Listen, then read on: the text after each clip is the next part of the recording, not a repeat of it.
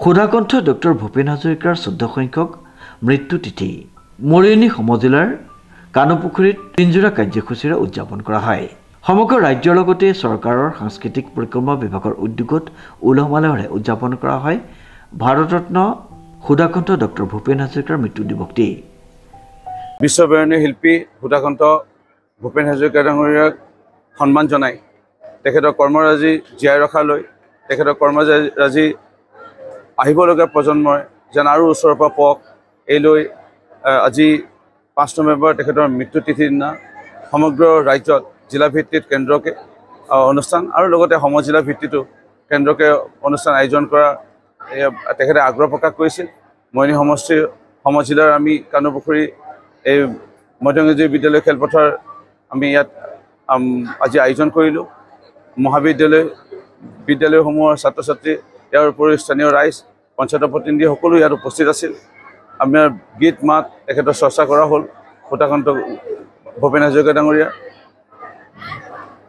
তেখেত 1926 চনত জন্ম হৈছিল আৰু অহা বৰ্ষ 100 বছৰ পূৰ হ'ব।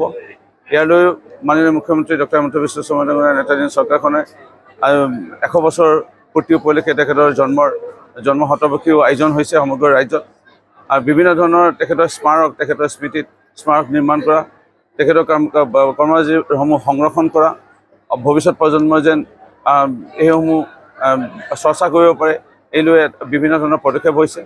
মোৰ দৃঢ় বিশ্বাস আমাৰ ভাৰতৰত্নৰে উপনীত সুধাকণ্ঠ ভূপেন হাজৰিকা ডাঙৰীয়াৰ আজি এই মৃত্যু তিথিৰ দিনা আমি গভীৰ শ্ৰদ্ধাঞ্জলি মহান শিল্পীগৰাকীক আমি অৰ্পণ কৰিছোঁ আৰু সমগ্ৰ ৰাজ্যই তেখেতক অৰ্পণ কৰিছে আৰু মোৰ বিশ্বাস তেখেতৰ আশীৰ্বাদ অসমৰ লগত থাকিব, আমাৰ ৰাইজৰ লগত থাকিব। ৰাজ্যৰ অন্যান্য প্ৰান্তৰ লগতে মৰিয়নি সমজিলা প্ৰশাসনৰ সহযোগত কটকীপুখুৰীত কেন্দ্ৰীয়ভাৱে উদযাপন কৰিছে এই দিৱস। মৰিয়নি সমজিলাৰ আয়ুক্ত অভিজিত গগৈয়ে আদৰণি ভাষণ আগবঢ়োৱা উক্ত অনুষ্ঠানত মৰিয়নি সমষ্টিৰ বিধায়ক ৰূপজ্যোতি কুৰ্মী উপস্থিত থাকি সুধাকণ্ঠৰ প্ৰতিচ্ছবিত ধূপ বন্তি জ্বলাই পুষ্পাঞ্জলি অৰ্পণ কৰে আৰু সুধাকণ্ঠৰ অমৰ সৃষ্টিৰাজিৰ শ্ৰদ্ধাৰে স্মৰণ কৰে। উক্ত অনুষ্ঠানতে সমষ্টিৰ অন্তৰ্গত কেইবাখনো বিদ্যালয় মহাবিদ্যালয়ৰ ছাত্ৰ ছাত্ৰীয়ে ভূপেন হাজৰিকাৰ কেইবাটাও চিৰস্মৰণীয় কালজয়ী গীত পৰিৱেশন কৰি অনুষ্ঠানটি জীপাল কৰি তোলে। অনুষ্ঠানটিৰ শেষত উপস্থিত সকলোৱে ডক্টৰ ভূপেন হাজৰিকাৰ মানুহে মানুহৰ বাবে চিৰসেউজ গীতটি পৰিৱেশন কৰি অনুষ্ঠানটিৰ সফল সমাপ্তি ঘটায়। বিৰাজ বৰাৰ ৰিপৰ্ট নিউজ নাও।